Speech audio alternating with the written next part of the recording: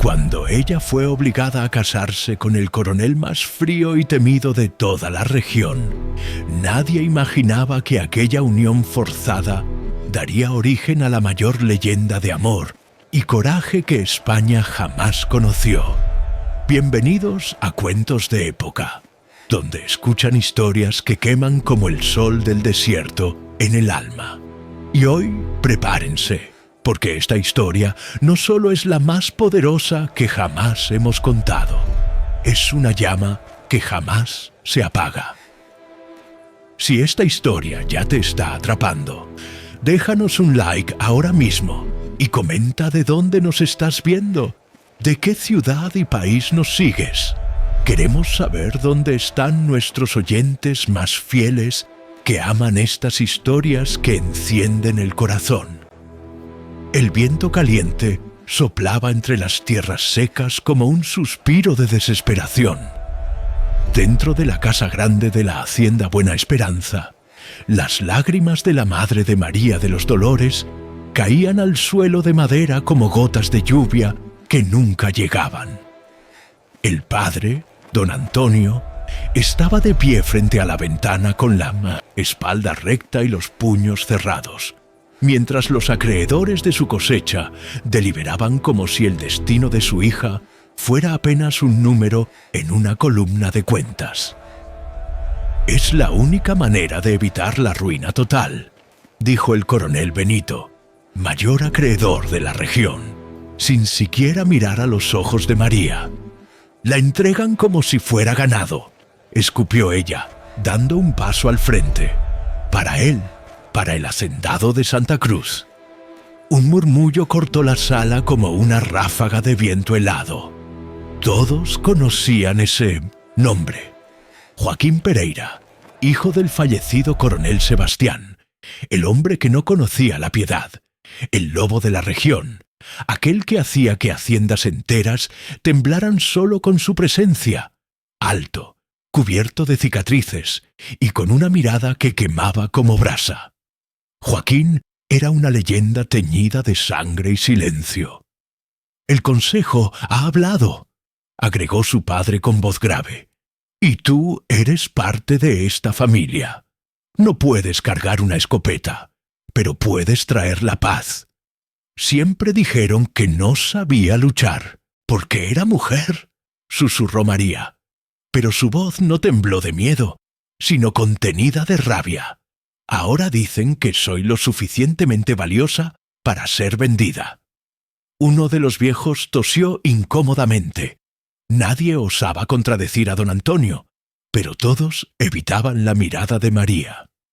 Ella había entrenado en secreto por años, aprendiendo de los movimientos de los vaqueros, de las historias de los arrieros, del peso de cada herramienta que conseguía sostener. No quería un ajuar bordado ni un vestido de novia. Quería un lugar en el trabajo, una voz en las decisiones.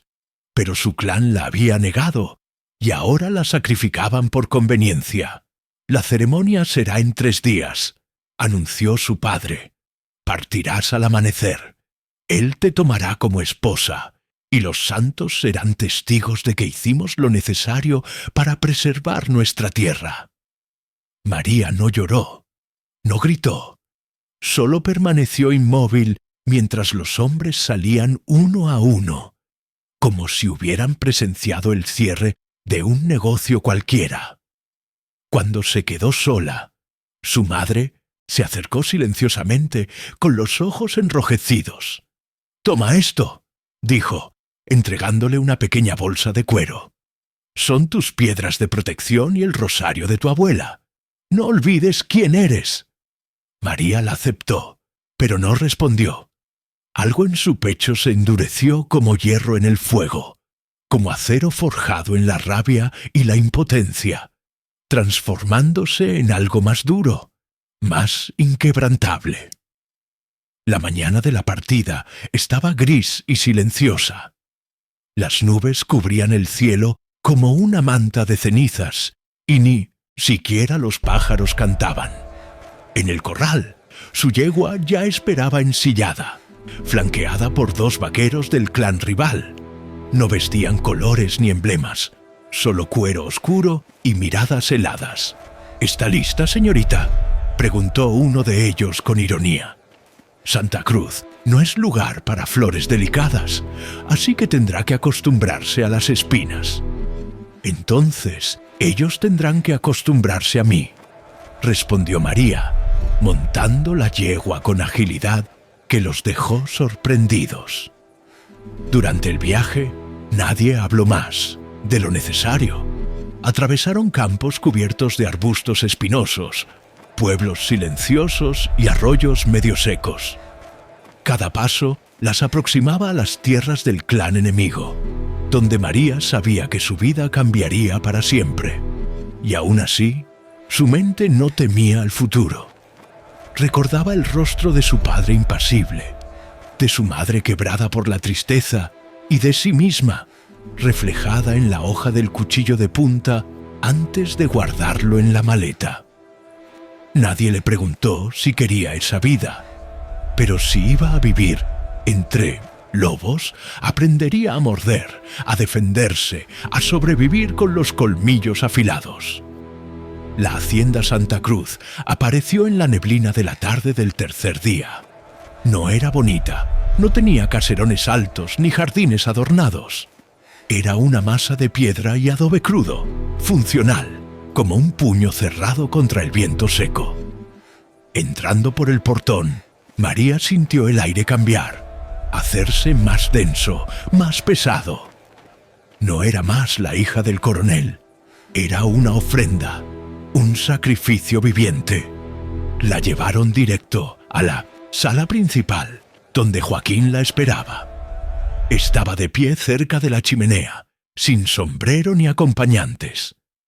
Su cuerpo era una cicatriz viva, ancho como una pared, con la mirada de quien vio la muerte y le devolvió la sonrisa.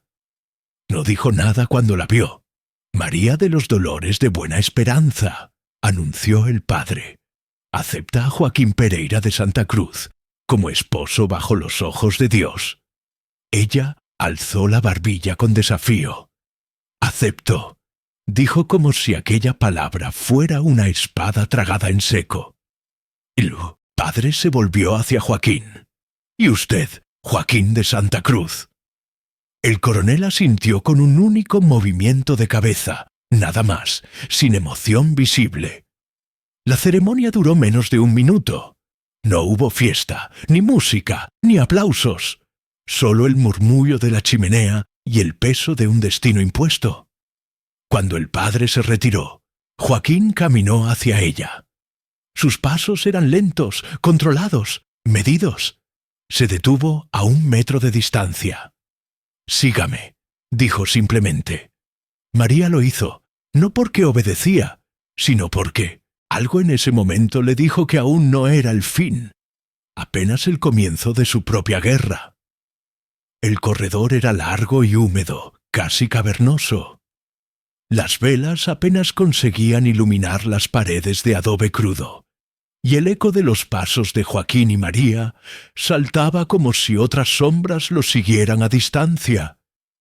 Ella mantenía la cabeza erguida, pero por dentro sentía la tensión en cada músculo, como una cuerda a punto de reventar. Joaquín no la miró nuevamente desde la sala principal. Caminaba adelante con pasos seguros, como si aquellos corredores fueran una extensión de su propio cuerpo. No ofreció el brazo, no preguntó si estaba cansada. No era anfitrión ni marido, era un guardián de piedra que la guiaba a través de una sepultura viva. Pasaron por varios hombres armados. Nadie la saludó, solo bajaron la cabeza cuando vieron a Joaquín. María notó algo extraño. No había miedo en los ojos de ellos, pero sí respeto. El tipo de respeto que no se exige con castigos, sino con actos que nadie osa mencionar. Llegando al final del corredor, Joaquín empujó una pesada puerta de madera tallada. El chirrido era seco y antiguo, como un gemido de advertencia. El cuarto era espacioso pero austero. Una gran chimenea crepitaba al fondo, proyectando sombras en los muebles rústicos. Una cama cubierta de pieles, una mesa con mapas enrollados, un baúl cerrado y algunos estantes llenos de libros y armas antiguas. Joaquín entró primero, caminó hasta la ventana y abrió ligeramente las cortinas. El viento de la noche llegó con un silbido helado. «Este será su cuarto», dijo sin volverse. María frunció el ceño. «Nuestro cuarto. Dormiremos en el mismo cuarto», agregó con voz grave. «Es lo que ellos esperan, pero usted puede elegir ese lado. Yo no cruzaré el mío». Ella entrecerró los ojos. No había ternura en su tono, pero tampoco había burla. Él no era un verdugo ni un amante forzado. Era un hombre cansado de fingir algo que no era. «¿Y por qué debería creerle?», preguntó María con cautela. Joaquín finalmente se volvió. Sus ojos, uno de ellos con una cicatriz que descendía hasta la mejilla, la observaban sin parpadear. «Porque no estoy interesado en representar otra farsa. Usted no es mi enemiga, pero tampoco es mi premio». Caminó hasta un rincón, desatando las correas de su chaleco. Removió pieza por pieza, revelando un torso lleno de cicatrices. No eran cortes limpios ni heridas de gloria. Eran tajos profundos, quemaduras antiguas, moretones que parecían haber sido dados con odio. María lo observó silenciosamente, no por deseo, sino por desafío. Si él esperaba que ella bajara la mirada como una dama sumisa, no la conocía. «No necesito su lástima», murmuró, colocando su maleta al lado del baúl. «Y yo no necesito su juicio», respondió, sin levantar la voz. El silencio que siguió no fue incómodo, fue denso, como la neblina que precede una tormenta. Joaquín sacó una manta del baúl, la colocó en una silla cerca de la chimenea y se sentó allí, cruzando los brazos. Parecía más una estatua que un hombre. María, por su parte, se acostó en la cama sin ceremonia, solo para dejar claro que no tenía miedo. No se despidieron, no se miraron más, pero nadie cerró los ojos porque, por primera vez en mucho tiempo, ambos sabían que el verdadero campo de batalla ya había comenzado.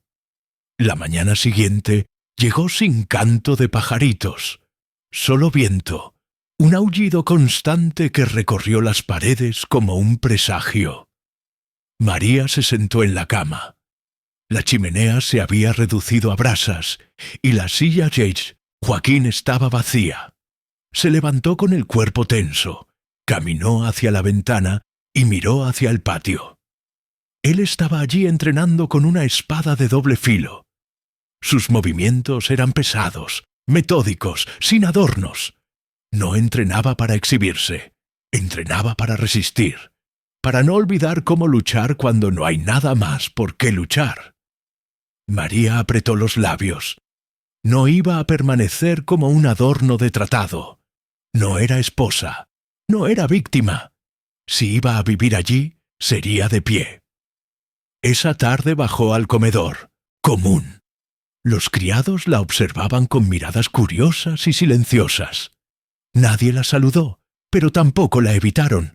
Se sentó sola, comió sola. Nadie se sentó a su lado hasta que una anciana se acercó con una jarra de agua y osó romper el silencio. «¿No le tiene miedo a él?», preguntó. María levantó la vista. «¿Miedo de aquel de allí?», preguntó la vieja señalando hacia donde Joaquín había estado. La anciana asintió. «Muchos creen que no tiene alma, que la guerra lo destruyó, pero no es verdad. Yo lo vi llorar por primera vez cuando aún era niño y la hacienda estaba ardiendo». María no respondió, pero esa noche, cuando Joaquín volvió al cuarto y se quitó las botas sin mirarla, ella lo vio diferente. No era el monstruo, era la pared que tuvo que sostener a todos cuando todo se estaba derrumbando. Y esa noche mientras ambos dormían silenciosamente en extremos opuestos de la sala. Por primera vez María no pensó en escapar. Pensó en luchar, no contra él, sino a su lado. Los días siguientes se repitieron como un ciclo de estaciones estancadas. Joaquín salía antes del amanecer, entrenaba solo en el patio, comía en silencio, desaparecía hasta la noche y dormía en la silla con la espada al alcance. María, por su parte, exploró los corredores de adobe como si dibujara un mapa de su nueva prisión. No fue bienvenida, pero tampoco rechazada. Fue observada, evaluada, medida como un animal que aún no se sabía si debería ser sacrificado o ganar vida. Una mañana, volviendo empapada de una caminata bajo la lluvia, encontró una taza caliente en la mesa del cuarto.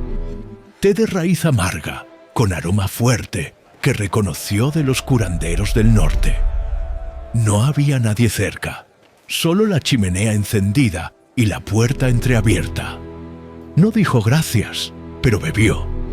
Por los corredores comenzaron a surgir rumores de que la nueva esposa del coronel no bajaba la cabeza, que no temía las sombras de Santa Cruz, que una vez contradijo a Joaquín frente a los hombres armados y no fue castigada, que se sentaba leyendo en la biblioteca como si los libros fueran su escudo. Una noche, mientras ambos cenaban en pleno silencio, María rompió la rutina. Sin mirar directamente, dejó caer la pregunta como una lanza en el suelo. ¿Va a continuar ignorándome hasta el fin del invierno?, lanzó desafiante. Joaquín, sentado cerca de la chimenea, estaba afilando una daga con movimientos lentos. La piedra rozaba el acero como un suspiro. «No necesito conversación», respondió sin mirar hacia arriba. «Solo cooperación». «¡Qué romántico!», murmuró ella con una sonrisa torcida. «Si su intención era convertirme en un adorno de tratado, va por buen camino». Él detuvo el afilador. Sus ojos se clavaron en ella como puntas afiladas. «Yo no pedí esto tampoco». El silencio volvió, pero no era el mismo. Había tensión, pero también algo más, un chasquido, una grieta. Días después, María encontró el patio de entrenamiento vacío. Ya era tarde. El cielo estaba cubierto de nubes densas y el aire olía a hierro. Espadas, escudos, lanzas de madera. Observó todo con ojos de hambre de algo que nunca le permitieron intentar. Tomó una espada de entrenamiento pesada y desequilibrada. Dio un paso, después otro. La hoja se resbaló. Sus muñecas temblaron, pero no desistió. Una sombra apareció detrás de ella. Si continúa sosteniéndola así, se abrirá el vientre, dijo Joaquín apoyado en el umbral de piedra. Ella no se volvió. Tal vez prefiero eso a continuar sin luchar. Joaquín cruzó los brazos sin burlarse de ella, pero tampoco impidiéndola, solo observando. ¿Sabe cómo usar eso? Sé que no debo cortarme con la punta, respondió, volviéndose hacia él. Por el momento es suficiente. Él caminó hacia ella con pasos lentos. Tomó otra espada de entrenamiento. No sonrió, no preguntó. Se paró frente a ella. ¿Por qué quiere aprender? Porque si la guerra vuelve, no quiero morir inútil. Joaquín la observó en silencio. Entonces asintió. Bien, comience con la postura. María apretó los dientes y se posicionó como recordaba ver a los vaqueros. Pies separados, rodillas semiflexionadas, cuerpo recto. Joaquín se acercó por detrás de ella. No la tocó, solo habló cerca de su oído. Las muñecas firmes pero no tensas. El peso no está en los brazos, está en las caderas, como si danzara, como si su vida dependiera de cada giro. Y así, esa tarde fría de la región, sin que ninguno de los dos lo supiera, comenzó a nacer algo que ni la guerra, ni el orgullo, ni todo el hielo del mundo conseguiría apagar. Las sesiones de entrenamiento comenzaron al amanecer, cuando el resto de la hacienda aún dormía. Eran duras, exigentes. María caía una y otra vez en la tierra batida del patio. Sus manos sangraban, sus piernas temblaban, pero ella se levantaba. Joaquín no suavizaba sus palabras. Era directo, frío, pero no cruel. Sus correcciones eran precisas. No gritaba, no felicitaba, solo entrenaba con ella como cualquier otro hombre. Una mañana, después de caer por cuarta vez consecutiva, María quedó de rodillas, respirando con dificultad. El vapor salía de su boca como humo de batalla. «Sus pies están cediendo espacio al enemigo», dijo él. «Tal vez el enemigo necesita más espacio que yo», bufó ella. «El enemigo no necesita, él toma». María se levantó de nuevo e intentó. Joaquín la miró. Por un segundo, una chispa de reconocimiento cruzó sus ojos. No era burla, era respeto. Esa noche, mientras la chimenea crepitaba, Joaquín no se sentó en la silla. Caminó hacia la ventana, su silueta recortada contra la lluvia que caía, despacio. «Usted no lucha como una dama», dijo. María alzó los ojos del libro que sostenía. ¿Eso fue un cumplido? Joaquín no respondió, solo asintió levemente, y por primera vez el silencio entre ellos no era un muro, era un puente. La lluvia no paró. Cayó día y noche, como si el cielo quisiera borrar los vestigios del mundo seco. Dentro de la hacienda Santa Cruz, las paredes respiraban humedad, y la chimenea era la única señal de que aún había algo caliente entre tantos tonos de gris. El entrenamiento con Joaquín continuaba.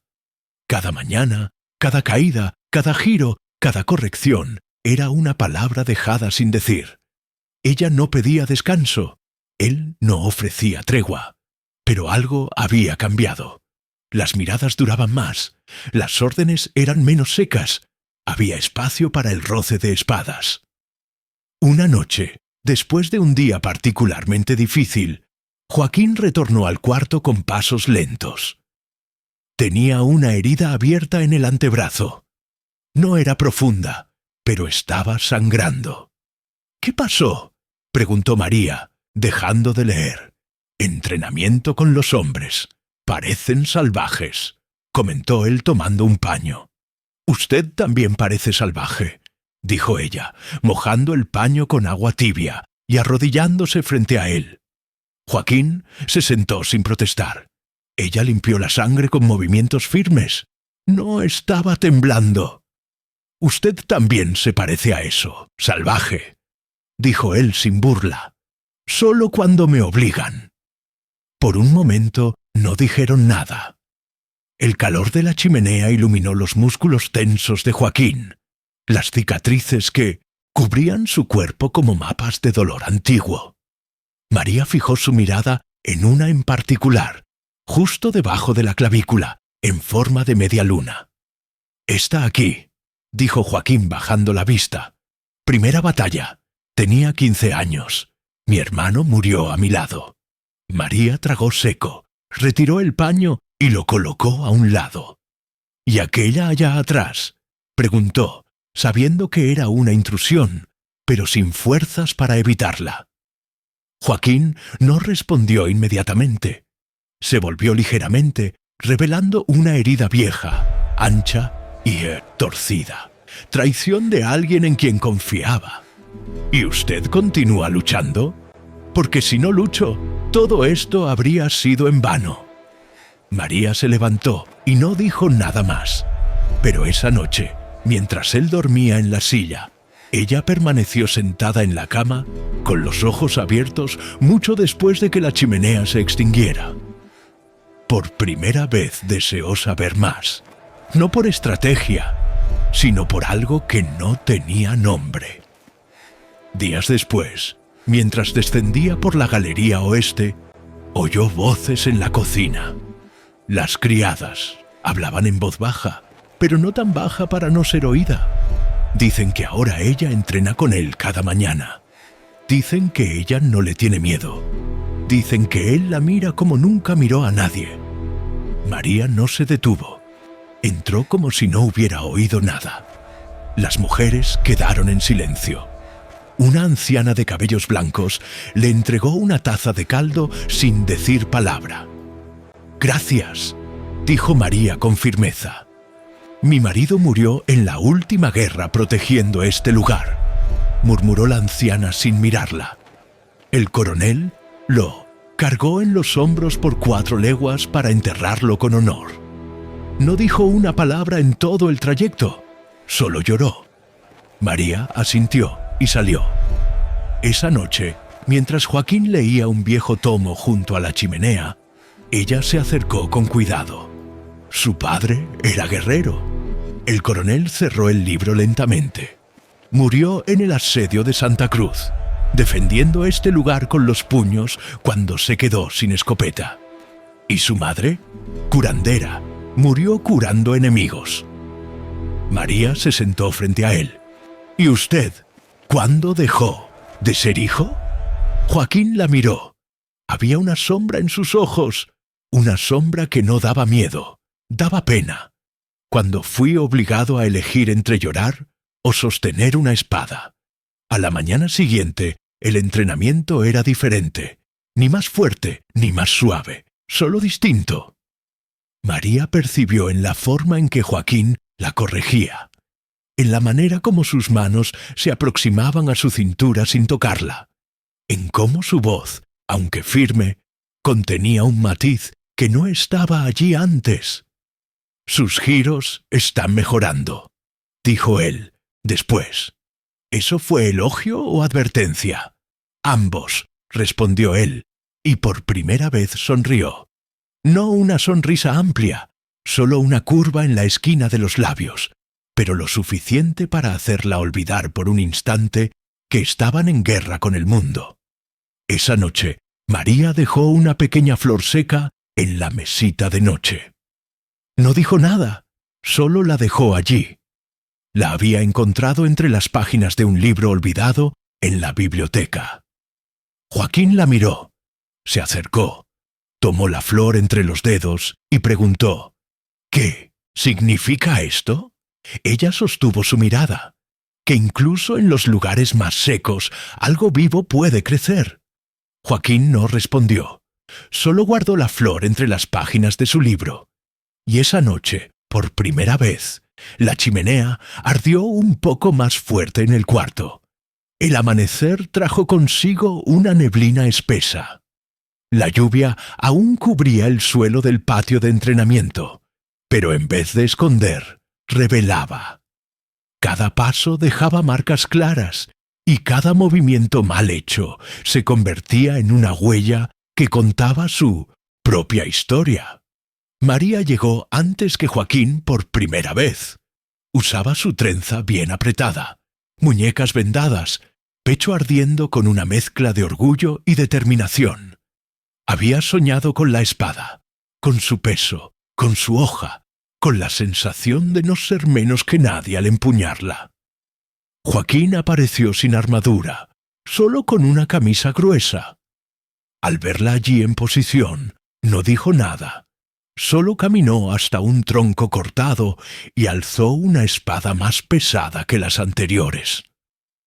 «Hoy va a aprender a girar», dijo, ofreciéndosela, a usar su peso, a transformar su debilidad en impulso. Ella tomó el arma sin vacilar. «Ya entendí que está enseñando», murmuró. Joaquín no respondió, pero el gesto que hizo con la cabeza casi imperceptible fue suficiente para que ella supiera que la había oído. Comenzaron 1, 2, 3 veces, giros, esquivas, caídas. La espada de entrenamiento cortaba el aire con un silbido sordo. María sudaba, jadeaba, pero no paró. «Caderas», ordenó él. «El giro comienza en las caderas, no en los brazos. Estoy girando entera». protestó ella, resbalando un poco. «Me voy a desarmar por completo». «Entonces conviértase en un arma completa», respondió él sin aspereza. «Nadie sobrevive siendo medio guerrero». En una de esas vueltas mal ejecutadas, María perdió el equilibrio. Su bota resbaló en el barro mojado y cayó de rodillas ante Joaquín. El impacto fue seco. Su respiración difícil formó nubes blancas frente a su rostro y el cabello se pegó a la mejilla como ramas mojadas. Joaquín dio un paso hacia ella. Ella miró hacia arriba. Por un segundo todo se detuvo. Él estaba muy cerca, ella en el suelo. Sus respiraciones se entrelazaron y en vez de ofrecerle la mano, Joaquín la miró directamente, no como una prisionera ni como esposa de tratado. La miraba como una igual. María, sin pensar, extendió la mano. Él tocó la de ella, solo un roce más firme. Los dedos de él estaban fríos, los de ella tibios. Se tocaron, no se agarraron. Solo eso, un gesto mínimo, pero tan real como una promesa. «Sus manos», murmuró ella sin moverse. «Son firmes pero no duras». Joaquín bajó la voz sin mover la mano de la de ella, y las suyas tiemblan pero no retroceden. Él la ayudó a levantarse con fuerza, pero sin violencia, y cuando lo hizo no soltó la mano de ella inmediatamente. Ambos se miraron. Por un segundo no eran Joaquín y María, no eran enemigos, no formaban parte de un tratado. Eran solo dos cuerpos, dos almas que sin querer se habían encontrado. Joaquín fue el primero en soltarla. Dio un paso atrás, bajó la mirada. «Ya aprendió a caer», dijo con tono más seco. «Ahora aprenda a no dejarse derribar por nada más». Volvieron al caserón sin conversar. Caminaron juntos, pero no próximos, como si cada paso en el barro fuera un intento de enfriar algo que ambos sabían que estaba ardiendo. María llegó primero al cuarto, se quitó la capa, sacudió la tierra seca de las botas y se sentó en el borde de la cama. No quería cenar, no quería dormir. Quería entender cómo era posible que solo un gesto, una única mano, la hubiera hecho temblar más que una espada en el cuello. Joaquín llegó enseguida y caminó directo a la mesa. Dejó su espada con un golpe seco. Después se detuvo al lado de la chimenea. Parecía inquieto, como si algo en él resistiera al propio cuerpo. «¿Está molesto?», preguntó María sin volverse. «Silencio». Entonces él se volvió. «No sé qué hacer con usted». La frase cayó como un susurro que no estaba destinado a ser oído. María se levantó, caminó hacia él, no, con desafío, con algo más profundo, más suave, más peligroso. ¿Y qué haría si supiera? Joaquín la miró como si aquella fuera la batalla que más temía. No una sangrienta, sino de entrega. Probablemente perdería. María levantó la mano y la colocó en el pecho de él, justo donde el corazón latía fuerte, humano, vivo. Por primera vez Joaquín no era el coronel del tratado, era un hombre siendo alcanzado. Pero entonces él cerró los ojos y sostuvo la mano de ella entre las suyas. La sostuvo y después la bajó lentamente con respeto. «Hoy no», susurró con voz ronca. «No así». María no lloró, no reclamó, solo ofreció lo que él no estaba acostumbrado a recibir: tiempo. Esa noche durmieron cada uno en su lugar, pero no en sus mundos, porque las manos que no se soltaron en el patio continuaron tocándose en la memoria, y los corazones que no se entregaron ya marcaban el mismo ritmo. Pero la región no perdona a los que se entregan al amor cuando la supervivencia está en juego. Y a la mañana siguiente, un vaquero llegó galopando como el viento, gritando palabras que helarían la sangre de cualquiera. Sequía. La sequía llegó más temprano.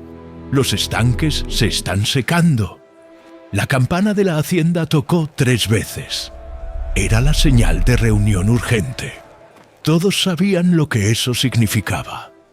La guerra contra la naturaleza había comenzado, y esta vez ni siquiera el amor creciendo entre Joaquín y María sería suficiente. Tendrían que elegir entre entregarse uno al otro o salvar todo lo que conocían. Reunión en el caserón principal fue tensa como la víspera de una guerra. Los vaqueros llegaron con los rostros quemados por el sol y noticias que nadie quería oír.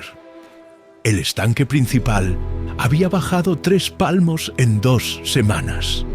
Los animales comenzaban a buscar agua en las partes más profundas, cavando la tierra con los cascos hasta sangrar. ¿Cuánto tiempo tenemos?, preguntó Joaquín, de pie ante el mapa extendido sobre la mesa de madera pesada. Si no llueve en las próximas 2 semanas, coronel, vamos a perder la mitad del ganado, respondió José el Pequeño, el vaquero más antiguo de la hacienda. Y si la cosa aprieta más, vamos a perder gente también. María estaba apoyada en la pared observando. Nadie le había pedido opinión, pero ella sabía que su presencia allí ya era una prueba. Las mujeres no participaban de esas reuniones, pero Joaquín no la había mandado salir. ¿Y los bandoleros?, preguntó uno de los hombres armados. Con la sequía van a bajar de las sierras buscando qué robar. Vita, Temido y su banda ya fueron vistos cerca del arroyo del navío, confirmó otro. Dicen que están juntando hombres. Joaquín apretó los puños. La sequía era una cosa, pero bandoleros hambrientos eran otra. Hombres desesperados hacían cosas que hombres normales no hacían. «Vamos a racionar el agua», decidió. «La mitad para los animales, la mitad para las personas. Y doblar la guardia en los estanques». Fue cuando María habló por primera vez. «¿Y las mujeres y niños de las haciendas vecinas van a morir de sed mientras guardamos nuestra agua?» Todas las miradas se volvieron hacia ella. Algunos hombres fruncieron el ceño, una mujer dando su opinión en asunto de hombres. «Esto no es caridad, señorita», dijo José el Pequeño con cierta dureza. «Es supervivencia». «Es exactamente por eso», respondió María sin intimidarse. «Si dejamos que los vecinos mueran, ¿quién va a ayudarnos cuando los bandoleros lleguen? La sequía mata, pero el aislamiento mata más rápido». Joaquín la miró con una expresión que nadie consiguió descifrar. Entonces asintió lentamente. «Ella tiene razón. Manden agua para las haciendas Alegría y Bella Vista, media carreta para cada una». Los hombres se miraron entre sí, pero nadie contradijo al coronel. Cuando la reunión terminó, Joaquín pidió que María se quedara. «¿Por qué hizo eso?», preguntó cuando quedaron solos. «Porque sé lo que es necesitar ayuda y no recibirla», respondió ella. «Y porque si vamos a sobrevivir, será juntos o no será». En las semanas siguientes, la sequía mostró su cara más cruel. El sol quemaba como hierro al rojo vivo, agrietando la tierra y secando todo lo que intentaba crecer. María trabajó lado a lado con las mujeres, organizando el racionamiento, cuidando de los heridos que llegaban de las haciendas vecinas, enseñando a los niños a economizar cada gota de agua. Joaquín la observaba de lejos. Ella ya no era más la joven asustada que llegara meses atrás. Ahora comandaba como si hubiera nacido para eso, con autoridad natural que ningún título podía dar. Una noche, mientras verificaban los estanques bajo la luz de la luna, él finalmente dijo lo que pensaba. «Usted nació para liderar». María dejó de caminar. «Nací para obedecer. Aprendí a liderar a pesar de usted», respondió ella con media sonrisa. pero también por su causa. Estaban parados en la orilla del estanque casi seco, con la luz de la luna reflejándose en la poca agua que restaba. La tensión entre ellos era casi palpable. «María», dijo Joaquín, su voz más suave de lo que ella jamás había oído. «No», ella lo interrumpió. «No hable ahora, no cuando aún hay tanto por hacer». Pero entonces un grito cortó la noche.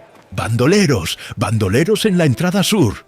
Corrieron. El ataque había comenzado. Cuando llegaron al patio principal, el caos ya estaba instalado. Hombres armados invadían la hacienda, algunos a caballo, otros a pie. Usaban sombreros de cuero y cananas cruzadas en el pecho. El temido estaba al frente, montado en un caballo negro, con un rifle en la mano y una sonrisa cruel en el rostro. «¡Coronel Joaquín!», gritó el bandolero. «Vine a buscar lo que es mío por derecho, agua y suministros para mis hombres». Joaquín dio un paso adelante, desarmado pero sin miedo. «Aquí no hay nada para bandidos. Bandido es quien deja al pueblo morir de sed mientras guarda agua para el ganado», replicó el temido. «Entregue la mitad de lo que tiene, o vamos a tomar todo». La situación estaba tensa. Los hombres de Joaquín eran buenos, pero estaban en menor número, y una guerra allí resultaría en muerte de inocentes. Fue cuando María se adelantó. «Espere», dijo ella caminando hacia el medio del patio. «María, vuelva», ordenó Joaquín, pero ella no obedeció. «El temido», llamó ella, y el bandolero se detuvo sorprendido. Una mujer dirigiéndole la palabra. «Usted quiere agua, quiere comida. Puede tenerla, pero no como ladrón». «Señorita, usted no sabe con quién está hablando», dijo el temido, pero había curiosidad en su voz. «Sé exactamente. Estoy hablando con un hombre que tiene mujer e hijos, esperando por él en algún escondite en las sierras. Un hombre que no es bandido por elección, sino por necesidad». El silencio cayó sobre el patio. Hasta los caballos dejaron de relinchar. «Trabaje para nosotros», continuó María. 3 días de trabajo honesto por parte de sus hombres, cavando pozos, fortaleciendo estanques, ayudando en la cosecha. A cambio, ustedes llevan agua, comida y todavía ganan un pago justo. El temido rió, pero era una risa nerviosa. «¿Y por qué haríamos eso? Porque es mejor que morir de un tiro en una guerra que nadie gana», dijo Joaquín, entendiendo el plan de María. «Y porque así ustedes salen de aquí con dignidad, no como ladrones». El bandolero miró a sus hombres, después a María, después a Joaquín. Estaba calculando. Finalmente desmontó del caballo. 3 días, dijo, pero si intentan engañarnos, no habrá piedad. «Garantizado», dijo María, palabra de mujer de la región. Y así, por primera vez en la historia de aquella región, bandoleros y hacendados trabajaron lado a lado. Durante 3 días cavaron como condenados, fortalecieron represas, limpiaron estanques. María coordinaba el trabajo de las mujeres preparando comida para todos, mientras Joaquín supervisaba a los hombres. En el 3er día, el temido se acercó a María. «Nunca vi nada igual», dijo. «Una mujer que habla de igual a igual con los hombres y todavía consigue convencer a un bandolero de dejar el arma para tomar la pala». «Es que entiendo de necesidad», respondió ella, «y sé que en el fondo todos quieren lo mismo, vivir con dignidad». Cuando los bandoleros partieron, llevaron agua, suministros y el pago prometido, pero llevaron también algo más: respeto. «¿Cómo supo que iba a funcionar?», preguntó Joaquín esa noche. «No lo sabía», admitió María, «pero sabía que la guerra solo traería más sufrimiento». Estaban en el corredor de la casa grande, observando las estrellas. La crisis había pasado, pero algo había cambiado entre ellos. «Usted me salvó hoy», dijo Joaquín. «Salvó a todos nosotros. Nos salvamos», corrigió ella. «Juntos». Joaquín se volvió hacia ella. Sus ojos brillaban en la luz de las estrellas. María, esta vez ella no lo interrumpió. Esta vez cuando él se acercó, ella no retrocedió. Cuando él sostuvo su rostro entre las manos, ella cerró los ojos. Y cuando sus labios se encontraron, fue como si toda la tensión de meses finalmente encontrara su salida. El beso fue suave al inicio, vacilante, como si ambos temieran romper algo precioso. Después se profundizó, cargado de toda la pasión, contenida, todo el deseo reprimido, toda la admiración mutua que había crecido en silencio. Cuando se separaron, ambos estaban respirando pesado. «Te amo», dijo Joaquín, las palabras saliendo como confesión arrancada a la fuerza. «Yo también te amo», respondió María tocando su rostro. «A pesar de todo, por causa de todo». Esa noche, por primera vez, durmieron juntos de verdad, no como extraños dividiendo el mismo espacio, sino como hombre y mujer que se eligieron. Pero la región enseña que la felicidad es siempre temporaria. A la mañana siguiente llegaron noticias que cambiarían todo.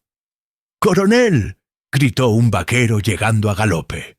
Mensaje urgente del comisario de la villa. Joaquín leyó el mensaje con el rostro cada vez más serio. Después miró a María con una expresión que ella conocía bien, la expresión de quien tenía que elegir entre el amor y el deber. «¿Qué fue?», preguntó ella, pero ya presentía la respuesta. «El bandido mayor. Él está bajando al valle con más de 50 hombres, y dicen que juró quemar Santa Cruz hasta las cenizas». El nombre del bandido mayor cayó como una piedra en el estómago de María. Todos conocían las historias. El rey de los bandoleros no hacía amenazas vacías. Si dijo que vendría, vendría. Y cuando el bandido mayor atacaba, no quedaba nada más que cenizas y luto. «¿Cuándo?», preguntó María, su voz firme a pesar del miedo.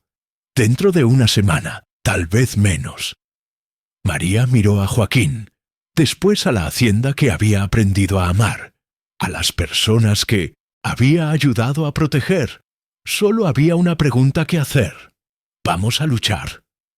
Joaquín sostuvo su mano. «Vamos a luchar». Y en ese momento ambos sabían que la verdadera guerra estaba apenas comenzando, pero también sabían que juntos eran más fuertes que cualquier tormenta que la región pudiera mandar. La noticia de la llegada del bandido mayor se esparció por la región como fuego en la hierba seca. En menos de 2 días, familias enteras comenzaron a abandonar sus casas, cargando lo poco que conseguían llevar en una huida desesperada. Pero en Santa Cruz algo diferente acontecía. María reunió a todas las mujeres de la hacienda en el patio principal. Había miedo en los ojos de ellas, pero también una chispa de determinación que ella había ayudado a encender. «Sé que están con miedo», dijo María, su voz resonando clara en la mañana seca. «Yo también lo estoy, pero el miedo es lo que nos mantiene vivas, no lo que nos mata. Lo que mata es la cobardía». Doña Sebastiana, la partera más respetada de la región, dio un paso al frente. «¿Qué quiere de nosotras, doña María? Quiero que luchen, no con escopetas, sino con la sabiduría que cargan. Ustedes conocen cada piedra de esta tierra, cada escondite, cada camino. El bandido mayor puede tener 50 hombres, pero nosotros tenemos algo que él no tiene. Conocemos cada palmo de este suelo». Las mujeres se miraron entre sí. Nunca antes una mujer había hablado así, con autoridad de coronel, pero con corazón de madre. ¿Y si perdemos?, preguntó una joven con la voz temblorosa. «Entonces perderemos luchando», respondió María, «pero no vamos a perder». Mientras tanto, Joaquín organizaba la defensa con los hombres, pero percibía que algo había cambiado en la dinámica. Los hombres armados no miraban más solo a él en busca de órdenes. Miraban también a María. «Coronel», dijo José el pequeño, «los hombres están preguntando cuál es el plan de doña María». Joaquín sonrió. «El plan de doña María es nuestro plan». En los 3 días siguientes, Santa Cruz se transformó en una fortaleza. Pero no una fortaleza común, hecha solo de trincheras y escopetas. Era una fortaleza de astucia y conocimiento. María organizó a los niños para excavar túneles de comunicación entre las casas. Enseñó a las mujeres a preparar trampas con alambre de púas, escondido en la vegetación. Coordinó la construcción de escondites para los ancianos y heridos. El bandido mayor espera encontrar hacendados asustados, explicó ella a Joaquín en una reunión nocturna. Va a encontrar una comunidad unida. ¿Y si él decide quemar todo de todas formas? Entonces salvamos a las personas primero y después reconstruimos. En la víspera del ataque previsto, llegó un emisario del bandido mayor. Era un hombre flaco, con cicatrices en el rostro y ojos que ya habían visto mucha muerte. «Vine a hablar con el coronel de la hacienda», anunció él en medio del patio. Joaquín se adelantó, pero María caminó a su lado. El emisario frunció el ceño al ver a una mujer al lado del coronel, como igual. El bandido mayor manda decir que si entregan la mitad de todo lo que tienen, ganado, dinero, suministros, él pasa directo. Si no, quema todo y no quedan ni las cenizas para contar la historia.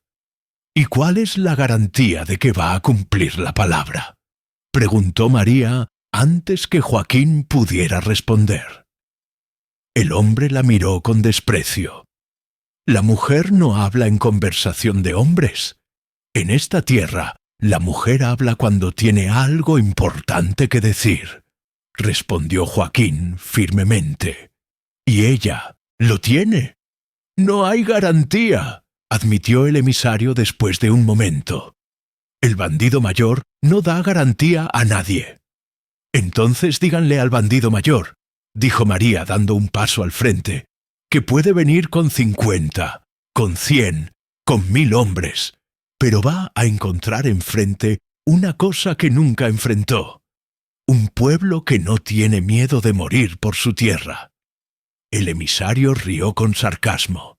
Fanfarronada de valiente que se convierte en miedo a la hora del aprieto. Entonces, venga mañana y descubra, replicó ella. Cuando el hombre partió, Joaquín miró a María con una mezcla de admiración y preocupación. «Usted acaba de desafiar al hombre más temido de toda la región». «No», corrigió ella, «nosotros desafiamos». El ataque comenzó al amanecer. El sol aún era una promesa en el horizonte cuando los primeros tiros resonaron por las colinas.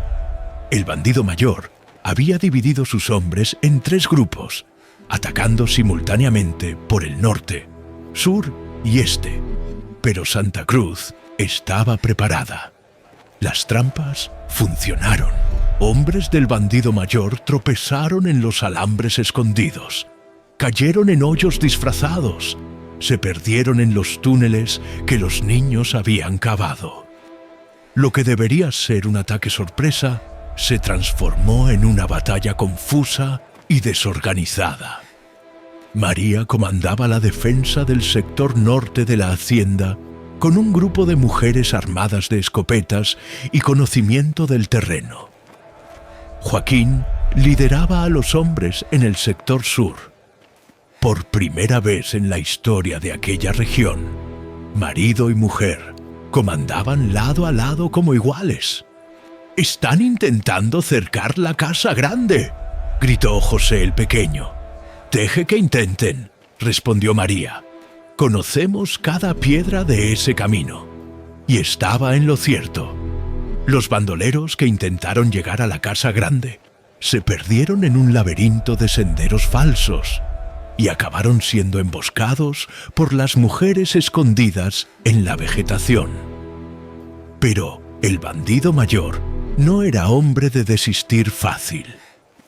Al mediodía, él mismo apareció en la línea de frente, cabalgando su famoso caballo blanco y blandiendo su rifle como si fuera una extensión de su brazo. «¡Coronel Joaquín!», gritó el rey de los bandoleros. «Salga para que conversemos como hombres». Joaquín estaba listo para atender el llamado cuando María sostuvo su brazo. «No», dijo ella, «él quiere alejarlo de mí, de los otros. Es una trampa. Tengo que ir. Es la ley de la región.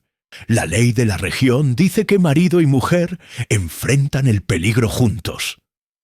Joaquín la miró por un largo momento. Después sonrió. «Entonces, vamos juntos». Salieron de la trinchera de la mano y caminaron hasta el medio del patio. El bandido mayor los esperaba, aún montado, con una expresión de incredulidad en el rostro. «Coronel», dijo el bandolero, «no es costumbre traer mujer para conversación de guerra». «No es costumbre mío dejar a mi compañera fuera de las decisiones importantes», respondió Joaquín. El bandido mayor rió, pero era una risa forzada. «Dicen por ahí que su mujer manda más que usted en la hacienda». «Dicen bien», respondió Joaquín sin vacilar, «y no podría estar más orgulloso». La respuesta tomó por sorpresa al bandido mayor. Él esperaba provocar celos, rabia, división. En vez de eso, encontró unión. «Bandido mayor», dijo María dando un paso al frente. «Usted tiene fama de hombre justo, que protege a los débiles y castiga a los poderosos.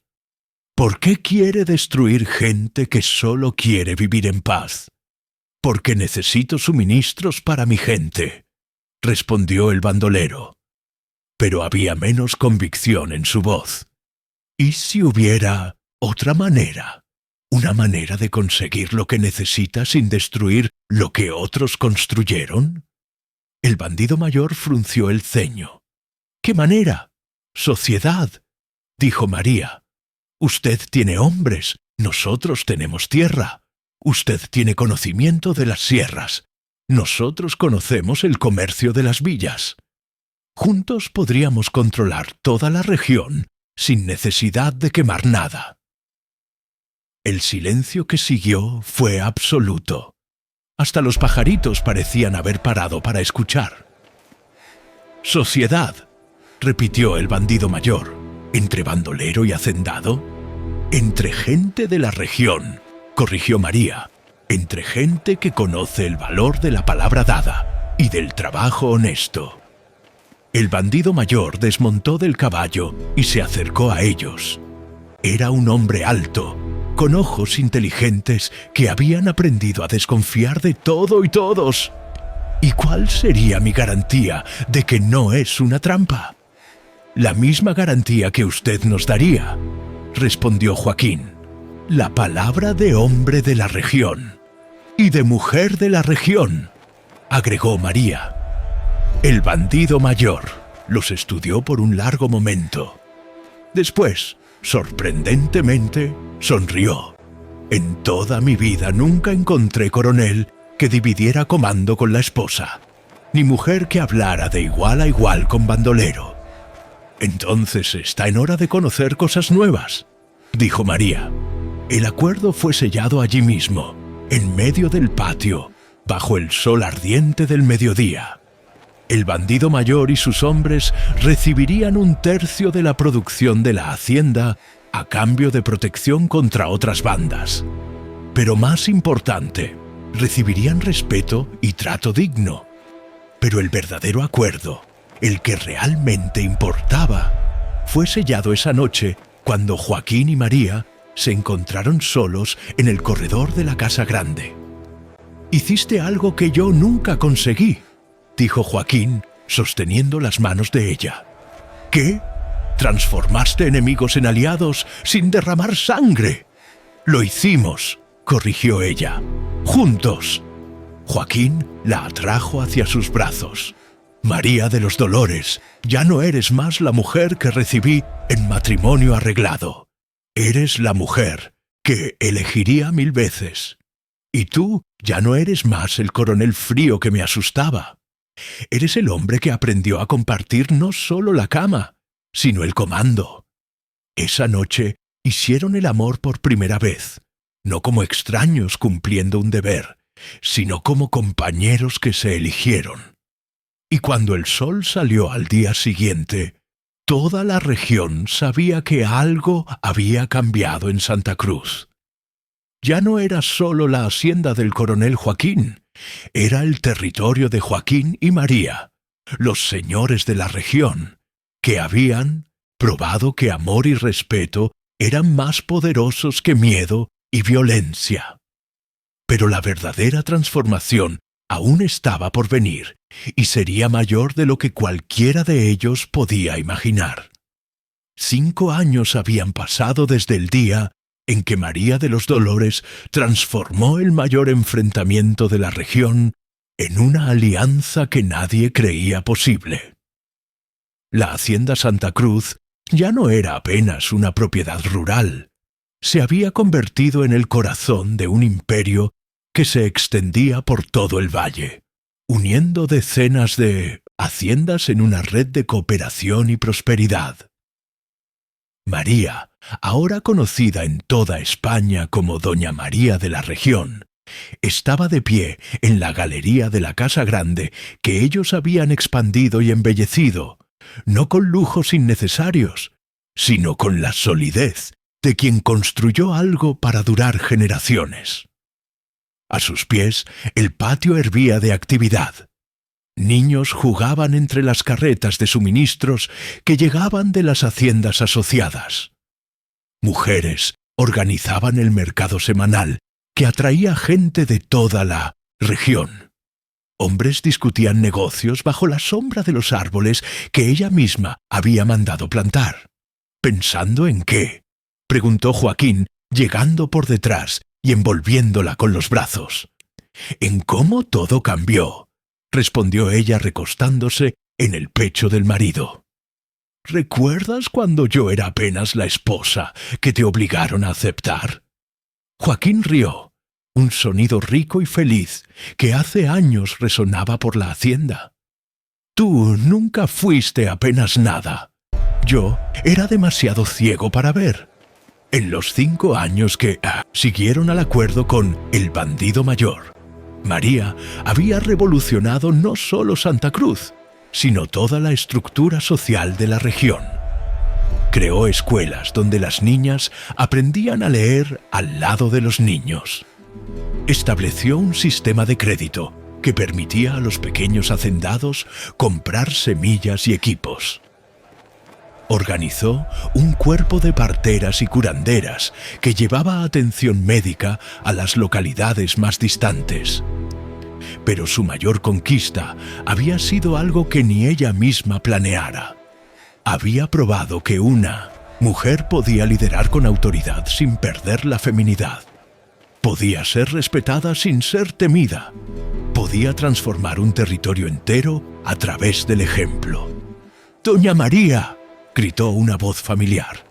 Era el bandido mayor, quien ahora visitaba la hacienda regularmente, no más como amenaza, sino como socio de negocios y, sorprendentemente, amigo. «Virgilio», respondió María, usando el nombre verdadero del bandolero, como se había acostumbrado a hacer. «¿Cómo fue el viaje?» «Productivo», respondió él, quitándose el sombrero de cuero en un gesto de respeto que reservaba solo para ella. Las haciendas del sur aceptaron entrar en la cooperativa, pero pusieron una condición. «¿Cuál? Quieren hablar directamente con usted. Dicen que no confían, en acuerdo, que no tenga el sello de Doña María de la región. Joaquín sonrió. En los últimos años se había acostumbrado al hecho de que su esposa fuera más buscada para negociaciones que él mismo, y lejos de sentirse disminuido, se enorgullecía de eso. «Parece que tendrás que viajar de nuevo», dijo él a María. «Tendremos que viajar», corrigió ella. «Juntos como siempre». Fue en ese momento que una comitiva llegó al patio principal. Eran hombres bien vestidos, con ropas de la capital montados en caballos de raza. Al frente venía un señor anciano, de barba blanca y postura aristocrática. «¿Quién será?», murmuró Joaquín. La respuesta vino cuando el hombre desmontó y se dirigió directamente a María. «Tengo el honor de hablar con doña María de los Dolores. ¿Pereira? Lo tiene», respondió ella intrigada. «Soy el senador Rodríguez Alves, representante del gobierno en el Congreso Nacional. Vine a hacerle una propuesta». El patio entero se detuvo. Un senador del gobierno allí en Santa Cruz, hablando con una mujer de la región como si ella fuera una autoridad oficial. «¿Qué tipo de propuesta?», preguntó María manteniendo la compostura. «El gobierno federal está organizando un programa de desarrollo rural para toda España.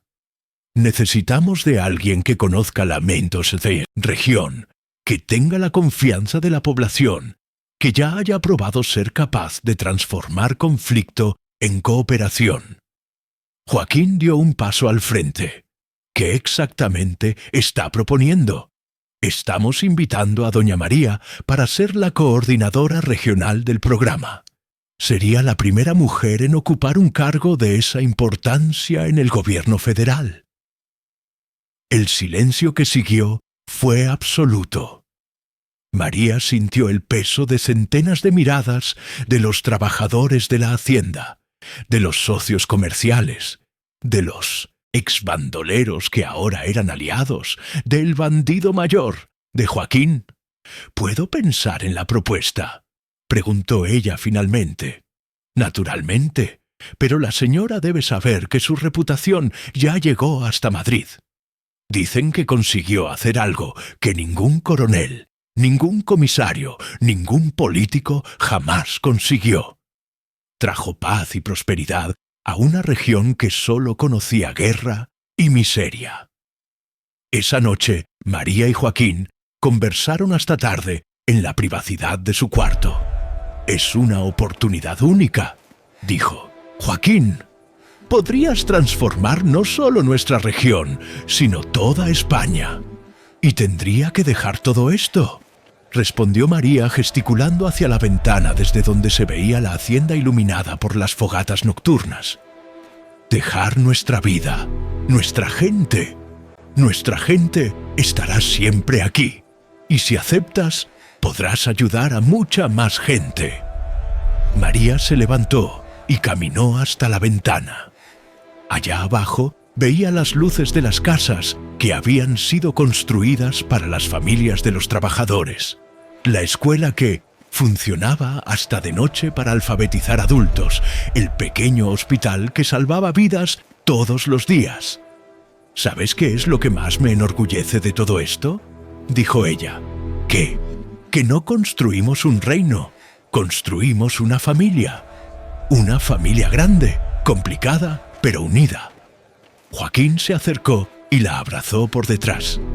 «Y es exactamente por eso que debes aceptar, para extender esa familia». 3 días después, María dio su respuesta al senador. Aceptaría el cargo, pero con condiciones. Trabajaría 6 meses en Madrid y 6 meses en la región. Llevaría consigo un equipo de personas de la región, incluyendo exbandoleros, que serían entrenados como mediadores de conflictos. Y todo proyecto tendría que respetar las tradiciones y la cultura local. El senador vaciló. «Son condiciones inusuales. Son las únicas condiciones en que acepto», respondió María firmemente. «Entonces aceptamos». dijo una voz detrás de ellos. Era Joaquín, que había escuchado toda la conversación. Si quieren, a la mejor tienen que aceptar sus términos. El senador miró a la pareja. Después sonrió. Acepto. Aliás, me gustaría proponer algo más. Que el señor coronel sea nombrado como consultor especial para asuntos de seguridad rural. Y así, la pareja, que se había conocido a través de un matrimonio arreglado, se convirtió en la primera dupla de gente de la región en ocupar cargos en el gobierno federal. 10 años después, María estaba de vuelta en la Galería de Santa Cruz, pero ahora no estaba sola. A sus pies jugaban 5 nietos, hijos de los 3 hijos que ella y Joaquín habían tenido. En la región, más de 50 haciendas participaban de la cooperativa que ella creara. 3 ciudades habían sido fundadas. Miles de niños estudiaban en escuelas que seguían su modelo. Abuela María, dijo la nietita más pequeña, una niña de ojos despiertos que recordaba a María en la misma edad. Cuenta de nuevo la historia de cómo te convertiste en el orgullo de la región. María sonrió y se sentó en la mecedora que Joaquín había hecho para ella. No fue así, mi hija. Yo no me convertí en el orgullo de la región. Aprendí que ya cargaba ese orgullo dentro de mí. Todas nosotras lo cargamos. Pero usted enfrentó al bandido mayor, insistió uno de los nietos. Yo conversé con el bandido mayor, corrigió ella. Y descubrí que detrás del hombre más temido de los bandoleros había alguien que, como yo, solo quería un lugar digno en el mundo. Joaquín se acercó, ahora con cabellos completamente blancos, pero aún con el porte erecto y la mirada firme. Su abuela me enseñó que la verdadera fuerza no está en vencer enemigos, sino en transformarlos en aliados. Y el abuelo me enseñó, agregó María sosteniendo la mano del marido, que amor verdadero no es el que nace fácil, sino el que crece fuerte incluso cuando todo está en contra. La nietita mayor, ya con 12 años, hizo la pregunta que todas las niñas de la región hacían. Abuela, ¿cómo sabía que iba a conseguir? María miró hacia el horizonte, donde el sol se ponía tiñendo el cielo de naranja y rojo. No lo sabía, mi querida. Muchas veces tuve miedo, muchas veces quise desistir, pero aprendí una cosa importante. Coraje no es no tener miedo. Coraje es hacer lo que necesita ser hecho, incluso con miedo. ¿Y si no hubiera conseguido? Entonces habría intentado de otra manera. Y si no funcionaba, intentaría de nuevo. Porque en la región aprendemos desde pequeños que desistir no es opción. Cuando los niños fueron a dormir, María y Joaquín quedaron solos en la galería, como en tantas otras noches a lo largo de los años. ¿Tienes algún arrepentimiento?, preguntó él. «De haberme casado contigo contra mi voluntad», respondió ella con una sonrisa traviesa. «Todos los días». Joaquín fingió indignación. «María, me arrepiento», continuó ella, «de no haber entendido más temprano que lo mejor de la vida a veces viene envuelto en las peores circunstancias. Me arrepiento de haber tardado tanto en ver al hombre extraordinario que había detrás del coronel Osco. Y yo me arrepiento», dijo Joaquín, «de haber tardado tanto en percibir que la mujer más fuerte que jamás conocí había llegado a mi vida disfrazada de esposa obediente. Esa noche, como en todas las otras durante casi 30 años, durmieron juntos. Pero diferente de la primera noche, cuando eran extraños dividiendo un espacio, ahora eran compañeros de alma que habían construido no solo una familia, sino un legado que resonaría por generaciones. A la mañana siguiente, María encontró una carta sobre la mesa. Era de una joven de una ciudad distante que había leído sobre su historia en los periódicos de la capital. «Doña María», decía la carta, «tengo 17 años y mis padres quieren casarme con un hombre que no conozco. Estoy con mucho miedo. ¿Usted podría darme un consejo?» María sonrió, tomó papel y tinta y comenzó a escribir con la sabiduría que solo décadas de lucha y amor verdadero pueden dar. «Mi querida hija, entiendo tu miedo porque ya estuve en tu lugar. Pero quiero que sepas una cosa. Eres más fuerte de lo que imaginas, más capaz de lo que te dijeron, más valiosa que cualquier negocio que quieran hacer con tu vida. No te estoy diciendo que el matrimonio arreglado sea lo correcto, ni que debas aceptar sin cuestionar. Te estoy diciendo que sin importar la situación en la que te encuentres, tú tienes el poder de transformarla. Tienes el poder de convertir cadenas en alas, obligación en elección, destino impuesto en camino elegido. Si decides casarte, hazlo sabiendo que no eres propiedad de nadie. Eres compañera, igual, con voz y voto en todas las decisiones. Y si decides no casarte, entonces lucha por esa decisión con toda la fuerza que tienes. Porque lo único que realmente importa no es la situación en la que comienzas, sino la mujer en la que te conviertes mientras la enfrentas. Recuerda siempre, el coraje no es ausencia de miedo. El coraje es hacer lo correcto, incluso temblando. Y nunca, nunca permitas que nadie te diga que por ser mujer vales menos.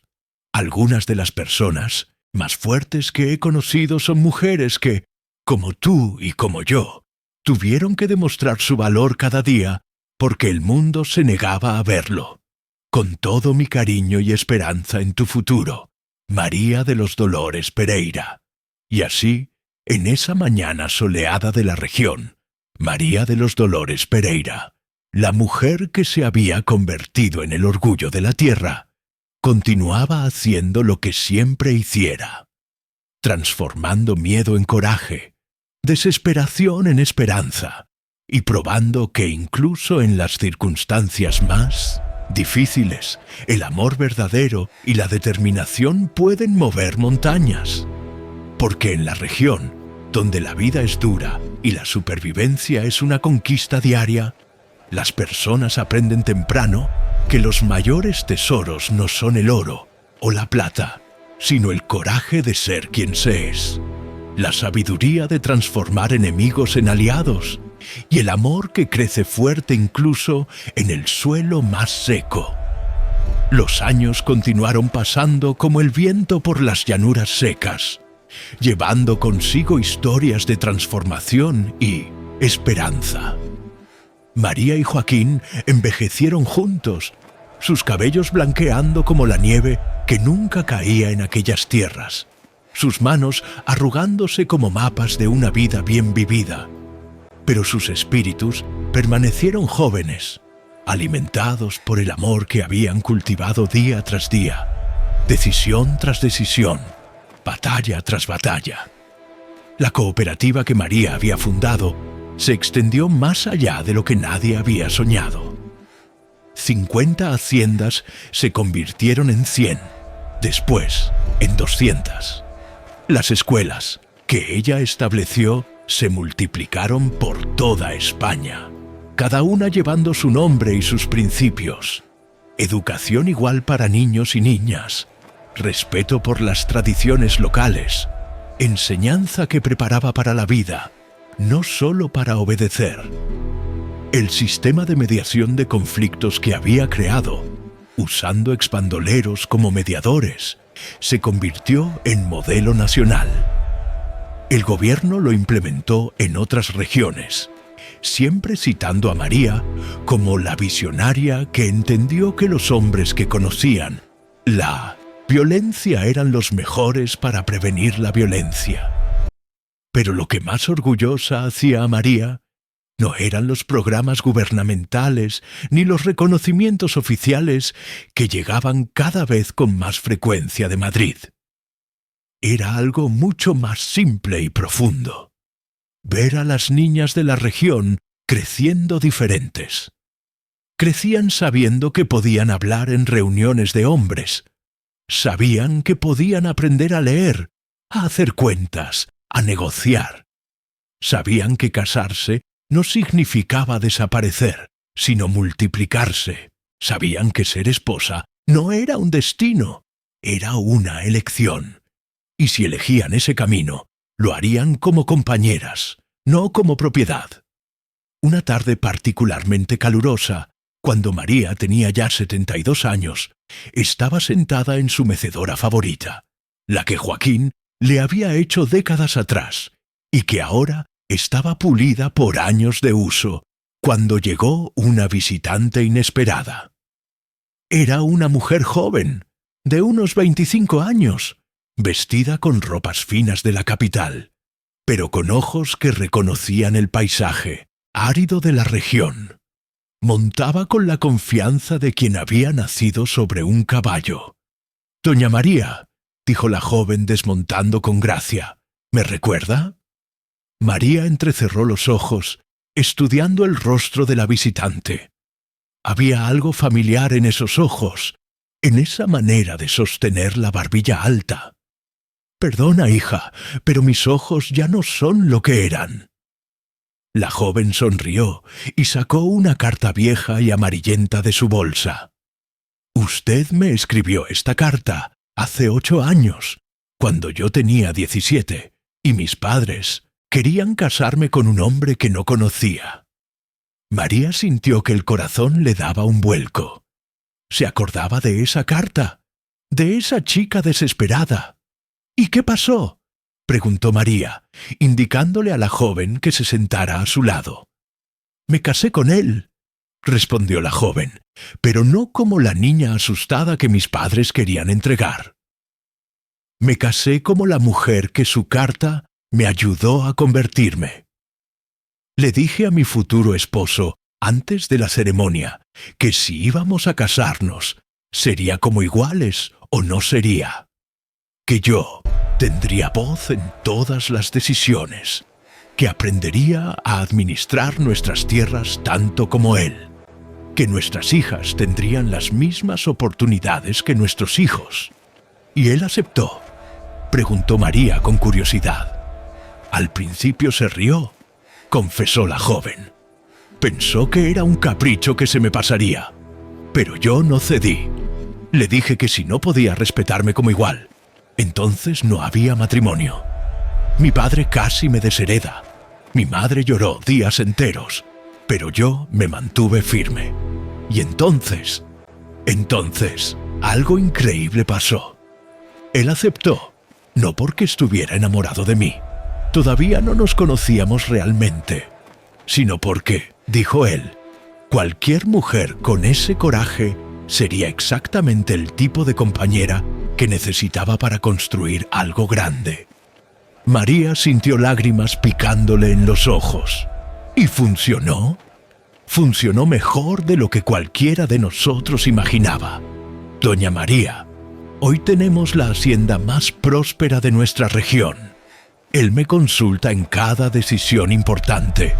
Tenemos 3 hijos, 2 niñas y un niño, y todos estudian, todos aprenden a administrar la tierra. Y más que eso, nos enamoramos. Nos enamoramos de verdad, no por obligación, sino por elección.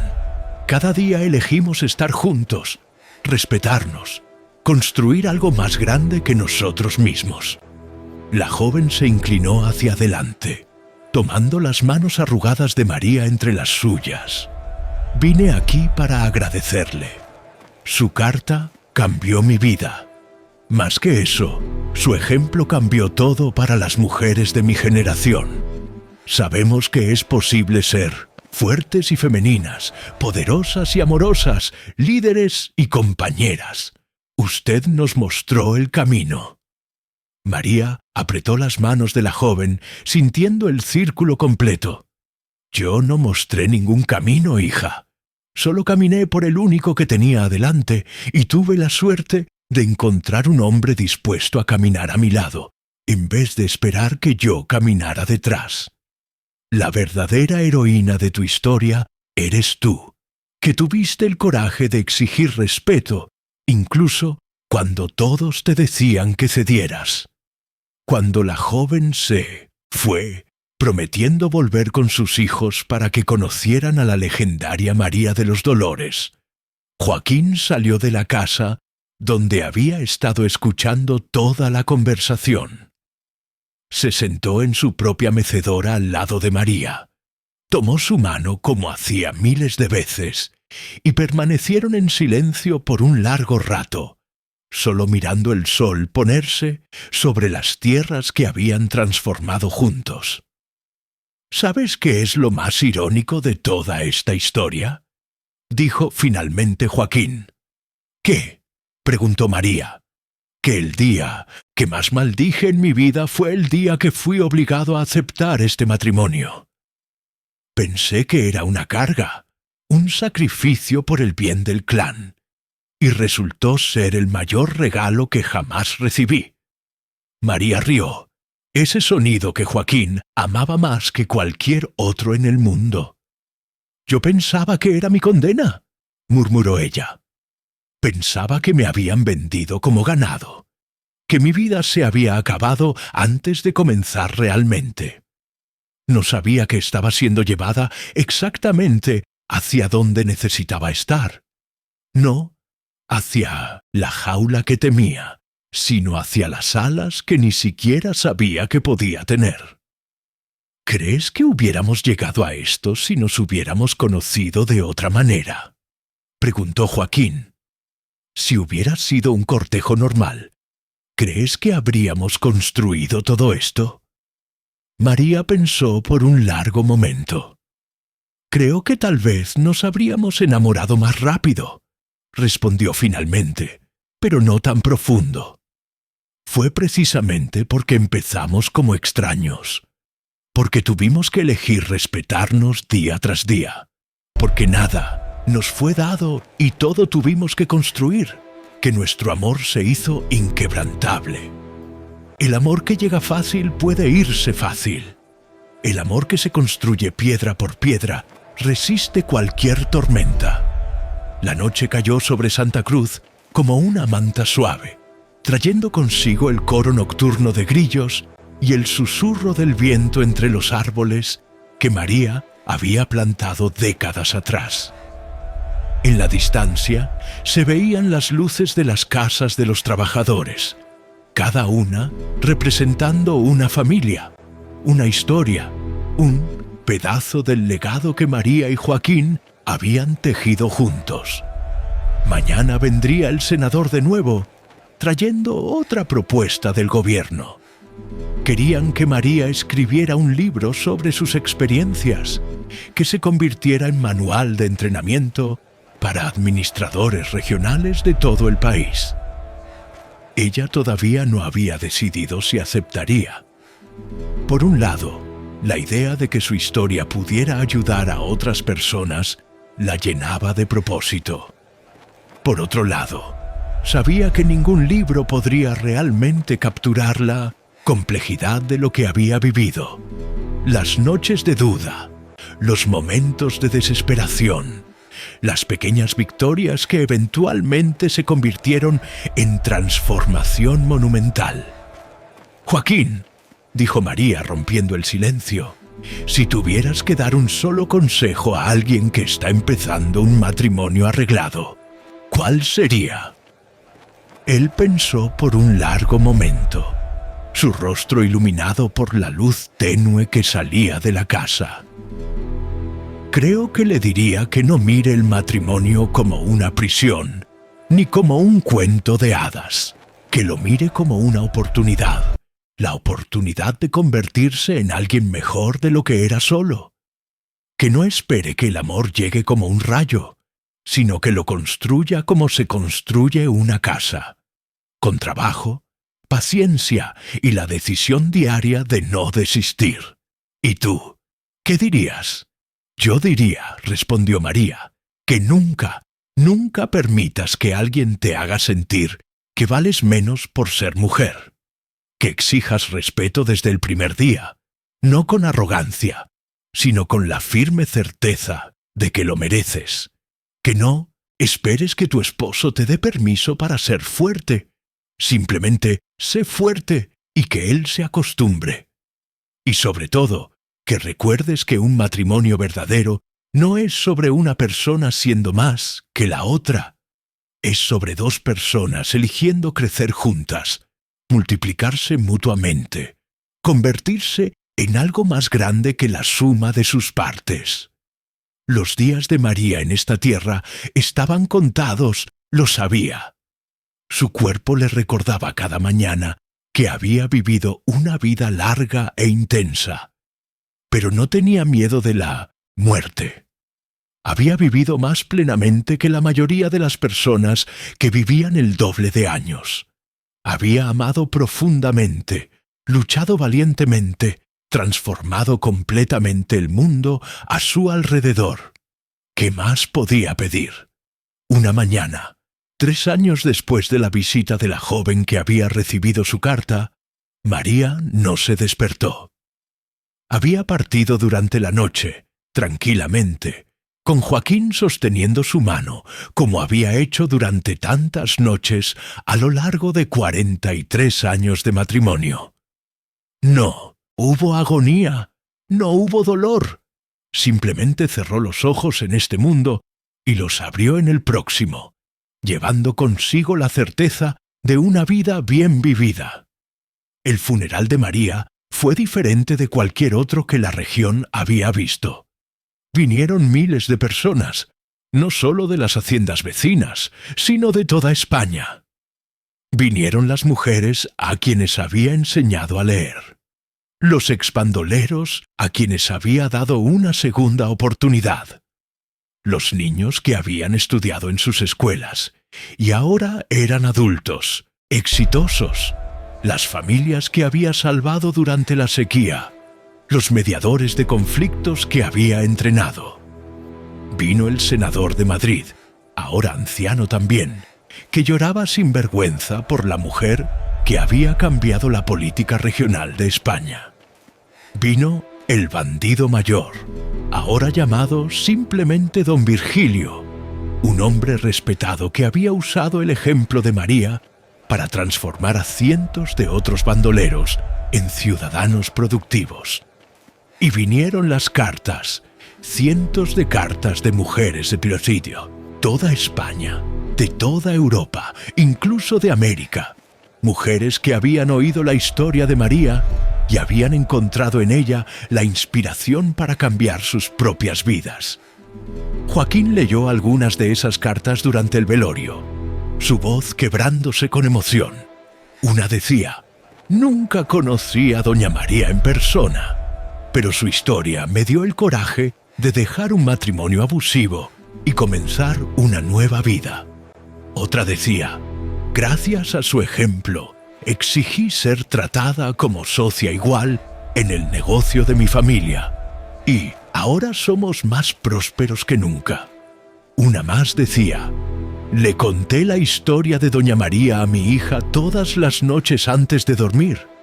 Ahora ella tiene 15 años y está decidida a ser la primera doctora de nuestra ciudad. Doña María nunca sabrá cuántas vidas tocó, pero yo sí. Tocó la nuestra y la hará mejor para siempre». Cuando bajaron el cuerpo de María a la tierra, junto al árbol que ella misma había plantado 40 años atrás, Joaquín colocó 3 cosas en el ataúd: la flor seca que ella Le Pandetier había dado en sus primeros días juntos, que él había guardado todos esos años, la primera espada de entrenamiento que ella había usado, símbolo de su negativa a ser víctima, y una carta sellada que nadie más leería jamás, sus últimas palabras privadas para el amor de su vida. Joaquín vivió 5 años más después de la muerte de María. En esos años se convirtió en el guardián de su legado, viajando por España contando su historia, asegurándose de que las escuelas y programas que ella había creado continuaran funcionando. Entrenó a sus hijos y nietos para continuar el trabajo, para mantener viva la llama que María había encendido. Y cada noche, sin falta, se sentaba en la mecedora al lado de la mecedora vacía de María y le contaba sobre su día, como si ella todavía estuviera allí escuchando. Porque para él, ella nunca realmente se había ido. Estaba en cada mujer que alzaba la voz en una reunión, en cada niña que aprendía a leer, en cada matrimonio que se construía sobre respeto mutuo en vez de dominación, en cada conflicto que se resolvía con diálogo en vez de violencia. María de los Dolores vivía en todos ellos, una llama eterna que su muerte física no podía apagar. Cuando finalmente Joaquín cerró sus ojos por última vez, lo hizo con una sonrisa en los labios, sabiendo que pronto se reuniría con su María. Y la región entera lloró, no solo por un hombre, sino por el fin de una era. La era de Joaquín y María, los señores del desierto que habían probado que el amor verdadero no se trata de perfección, sino de elección. La elección diaria de respetar, de crecer juntos, de construir algo más grande que uno mismo. Hoy, más de 100 años después, la historia de María y Joaquín todavía se cuenta en España. Las escuelas que ella fundó todavía educan niños. La cooperativa que ella creó todavía funciona, ahora con más de 1000 haciendas miembro. El sistema de mediación que ella estableció es ley federal. Y en Santa Cruz, la hacienda que fue su hogar, ahora convertida en Museo Nacional, miles de visitantes vienen cada año para caminar por los mismos corredores que ella caminó, para ver la mecedora donde se sentaba, para pararse en el patio donde aprendió a luchar con espada al lado del hombre que la amó como igual. Pero el verdadero legado de María no está en edificios o programas. Está en cada mujer que se niega a ser menos de lo que puede ser. En cada hombre que elige ser compañero en vez de dueño. En cada pareja que construye su amor sobre respeto mutuo. En cada persona que entiende que las circunstancias de cómo comienza tu historia no determinan cómo termina. Que el destino no es algo que te pasa, sino algo que creas. María de los Dolores, la mujer que fue obligada a casarse con el coronel más frío y temido de la región, no solo transformó su propio destino, transformó el destino de generaciones. Probó que una sola persona, con suficiente coraje y determinación, puede cambiar el mundo. No con violencia, sino con amor. No con dominación, sino con respeto. No con rendición, sino con la decisión inquebrantable de nunca, nunca dejar que nadie defina quién eres o qué puedes ser. Y esta es la historia de María de los Dolores, la leyenda que nunca muere, la llama que nunca se apaga. Porque algunas historias no son solo historias, son semillas plantadas en el alma humana, que florecen una y otra vez, en cada generación, en cada persona que encuentra en ellas el coraje para transformar su propia vida. Si esta historia tocó tu corazón tanto como tocó el nuestro, inscríbete en el canal Cuentos de Época y activa la campanita, porque cada semana traemos para ustedes historias que arden como fuego en el alma y nos recuerdan que el amor verdadero y el coraje pueden transformar cualquier destino. Y ahora queremos saber de ti. Si estuvieras en el lugar de María, ¿qué habrías hecho diferente? ¿Habrías tenido el coraje de exigir respeto desde el primer día? ¿Habrías aprendido a luchar con la espada? ¿Habrías enfrentado a Baitinari, los bandoleros, con palabras en vez de armas? Comenta abajo tu respuesta. Cuéntanos qué decisión habrías tomado tú en esa situación. Queremos leer tus historias, tus pensamientos, tus propias experiencias de transformar obligación en elección, destino en decisión. Porque cada uno de nosotros tiene un poco de María de los Dolores dentro, esperando el momento de emerger y transformar no solo nuestra vida, sino el mundo a nuestro alrededor. Hasta la próxima historia que hará a tu corazón acelerar y tu alma despertar.